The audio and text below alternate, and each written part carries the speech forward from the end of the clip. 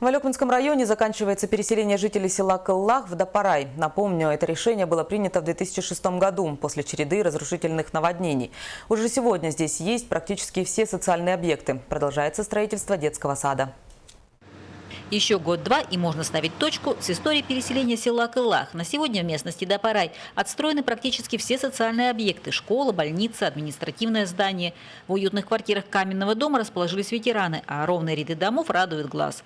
Огорчала жителей проблема с устройством детишек. Не было в Дапарае детского сада. У меня вот недавно привезли внучку-то, Паская, дед. Очень плохо, конечно, садика нет, поэтому в этом году построить-то рады будем. Острый вопрос неоднократно обозначало руководство района. Наконец, в апреле началось строительство. Мы его строим в рамках софинансирования с Министерством образования. Со стороны района, местного бюджета мы предусмотрели в бюджете 7 миллионов рублей чисто на строительство вот этого объекта. Как идут работы, приходят смотреть от мала до велика. Мы очень рады, что вот в нашем Дапарае строится благоустроенный каменный новый детский сад. Рада за односельчан и глава Александра Иннокентьевна. Опять же делится заботами. Не все имеют возможность переехать. Для одиноких это проблема финансовая.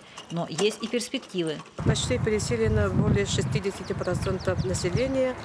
Да, все равно все-таки в данное время в Кыллахе проживает более 100 семей.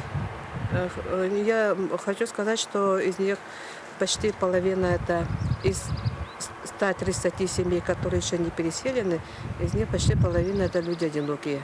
В настоящее время уже заканчивается проектно-сметная документация многоквартирного жилого дома. Чувствуют здесь поддержку района. 5 домов уже построены. Муниципальный район выделен нам 5 жилых домов.